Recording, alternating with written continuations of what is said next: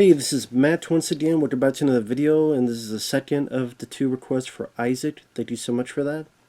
For those interested, requesting any type of videos, whether it be a topic, tier list, ranking, review, re-review, thoughts, streams, commentaries, whatever the case may be, feel free to send it and I'll get to it as soon as I possibly can.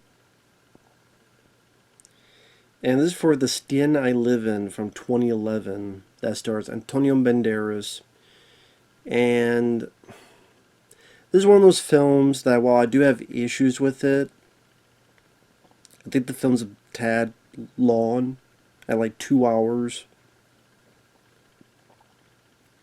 There's one character that I thought they could have done some things to make the person a little bit more, making me feel sorry for. I will say, while I would never see this film again, the story that unraveled was weird, but at least was interesting, and how screwed up it was. I mean, compared to the last film he had me review, Titan, which I didn't give a shit about anything that went on in that movie. I thought it was just stupid. Here, I wouldn't consider it stupid. I would consider it like very screwed up and just very like, what? What? Like that kind of reaction. And I thought Antonio Banderas did a very good job. Because I'm a fan of Antonio Banderas. I liked him in Desperado and even Assassins. I liked him in that, among many other films. Now, this is a film that is very much into kind of the story. So I don't know how to talk about without giving spoilers. So spoilers starting now. But Antonio Banderas is a surgeon. Plastic surgery is his game, and he creates this artificial skin. Now, he's trying to get funding. Some people get a bit pissy at him because they hear that he might be doing some human trials. But other people seem to rather like and trust Antonio's character. When he goes home, there's this woman that is a captive, as a woman named Vera, who had tried to cut wrists, and Antonio, you see, stops it and gets the skin over it to make her pristine and beautiful. So as time goes on, there's also this servant, this lady who lives there. And the servant lady, while Antonio Banderas is away, her son stops by. He was part of some robbery. He has this weird tiger mask on. Comes in, sees Vera, and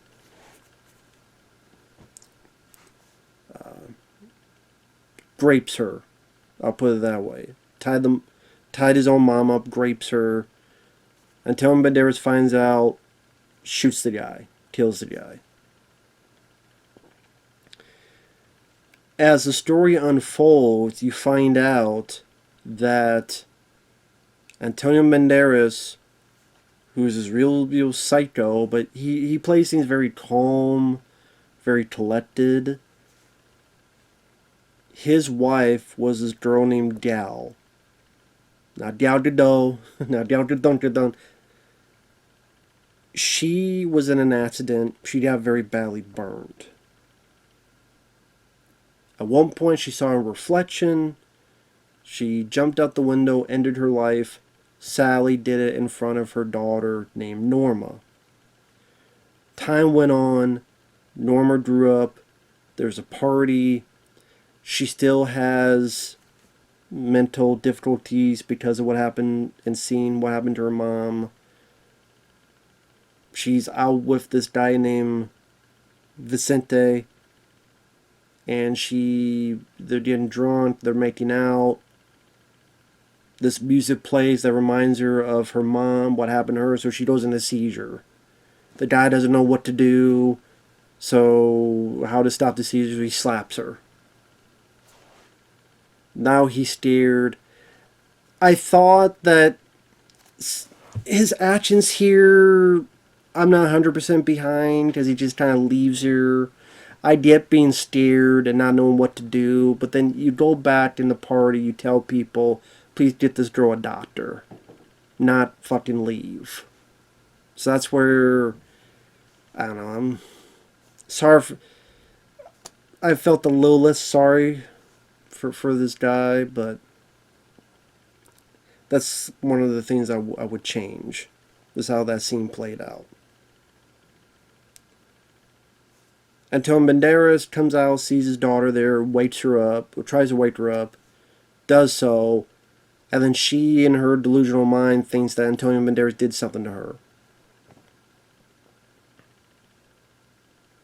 Now, granted, why she would come to that conclusion out of the blue, after just waking up, I don't know, but she does, and then she goes to a psych ward, and eventually she ends her life.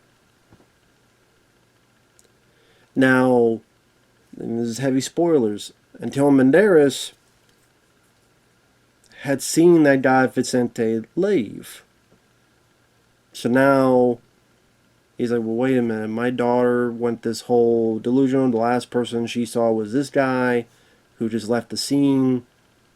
I'm going to take care of him. So he kidnaps Vicente, drugs him, and gives him a sex change operation. Drugs him, has his men come in, lies to his men saying, yep, this is another patient, this guy wanted a sex change, and because he's such a beloved figure, oh yeah, he must be telling the truth. They do the change, and then he starts putting his artificial skin on the person as well, to make the guy look like his wife. Now, granted, this is where I was a bit like iffy on. So the guy who you think did stuff with your daughter, but then you want to make him your wife, and then have sex with this guy who's now a girl, and then but you want to make him your wife. But I mean, I guess you could say if psychos thought with common sense, then they wouldn't be psychos. But still, just a very screwed up, weird plot. And you see, like, the early stages where Vicente, who's now Vera, the girl we saw earlier in the film, giving girly clothes, ripping them off, tries to cut their own throat to escape. Antonio fixes it. And kind of brainwashes the person with drugs. If it was opium, like some kind of drugs, to brainwash them into this level of thinking. I mean, it'd be a hell of a revenge on the I mean, I don't know what you screwing the person you did out of it, but I guess your own delusion of thinking this person's your wife, yeah. That's right. It's a very screwy. Like, it's interesting, but it's screwy and it's weird. That's what I mean. It's at least it kept me kind of like, what the fuck's gonna happen next type of thing. Again, I don't think it needed to be 2 hours long. Again, there's a few other things that would like be better explained. Vicente, the way he left Antonio's daughter, I wish. I mean, no one deserves what happens to this character. Well, if it was a total scumbag, that okay, maybe, but I wouldn't say the character deserves what happened to him, but like, just make him a little bit more easy to. Like I said, the whole thing with the guy and the daughter, I would have changed a bit of stuff to that. Like I said before. One thing leads to another. Vera remembers who she really is.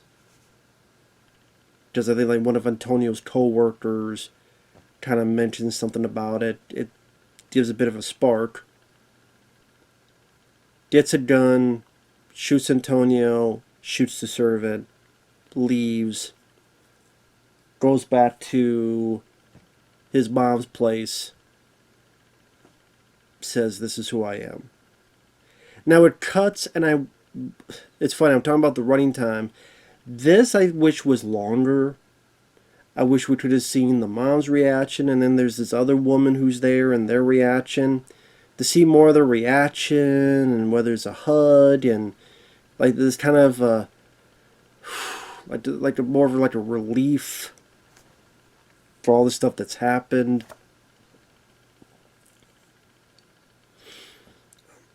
Hell, I mean, I even would have preferred if instead of just shooting Antonio, if it was like beating Antonio, beating him left and right over and over again as times went, as the time went on. Vera Vicente got more and more angry, more and more upset, more and more just unleashing everything that they want to say to this person and what they did. I think that would have been more satisfying of an ending, satisfying a finale for the journey we're being taken through.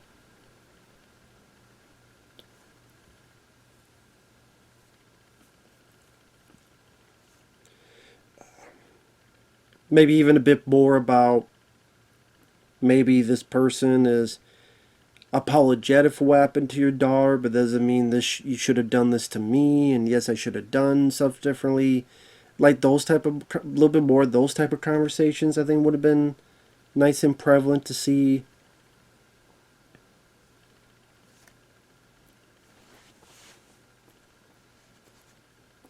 Because, I mean, there's not a whole lot in terms of gore, or it's not a jump scare type of horror movie.